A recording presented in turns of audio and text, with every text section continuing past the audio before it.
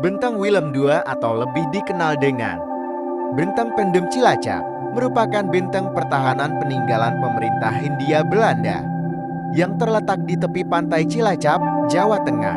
Benteng Pendem dibangun pada tahun 1861 dan selesai tahun 1879 dengan luas wilayah 10,5 hektar. Benteng ini kemudian ditemukan dan mulai digali pemerintah Cilacap tahun 1986. Saat ini, pemerintah Kabupaten Cilacap menjadikan benteng ini sebagai tempat wisata sejarah. Benteng Pendem terletak di bagian tenggara kota Cilacap, ujung timur pantai Teluk Penyu di wilayah Kelurahan Cilacap. Untuk menuju ke Benteng Pendem dapat ditempuh dengan menggunakan berbagai jenis kendaraan. Dari terminal bus dan angkutan kota 5 km, 2 km dari pusat pemerintahan Kabupaten Cilacap, dan 1 km dari objek wisata THR Teluk Penyu. Benteng Pendem mempunyai arti, yaitu tempat pertahanan pantai di atas tanah menjorok ke laut menyerupai bentuk lidah. Dibangun oleh tentara kerajaan Belanda dari tahun 1861 tahun 1879. Benteng ini digunakan sebagai markas tentara Belanda untuk pertahanan pantai selatan Pulau Jawa di bagian selatan. Karena Cilacap dipandang sangat strategis untuk pendaratan dan pantainya terlindung oleh Pulau Nusa Kambangan. Pada tahun 1942, saat masuknya tentara Dai Nippon Jepang ke Indonesia, Benteng Pendem dijadikan markas tentara Jepang.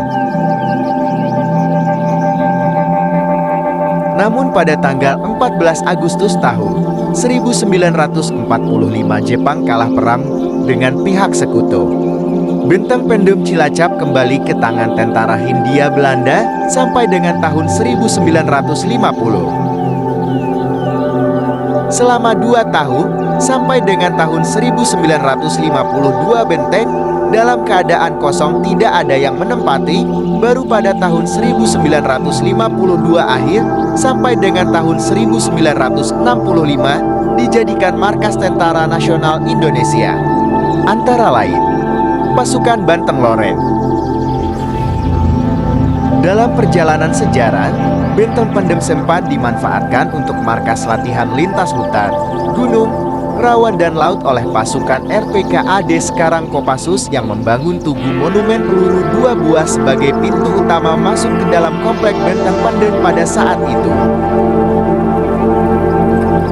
Mulai tahun 1965 tahun 1986 lokasi benteng termakan waktu bergelut dengan cuaca serta musim tak terusi sampai pemerintah melaksanakan pembangunan dermaga kapal, kantor dan tangki minyak untuk Pertamina dengan sebutan Area 70, memanfaatkan sebagian areal Benteng Pendem seluas 4 hektar. Penjelasan beberapa bangunan yang terdapat di Benteng Pendem. Ruang akomodasi yang fungsinya untuk menyiapkan peralatan perang. Ruang penjara. Ruangan ini sangat mengerikan bagi para tahanan, dikarenakan ruangan yang sempit dan tertutup. Gudang amunisi senjata. Amunisi pada zaman dulu masih berupa serbuk-serbuk yang mudah sekali meledak. Maka di dalam ruangan gudang senjata ada ruangan di bawah berisi air yang digunakan sebagai pendingin.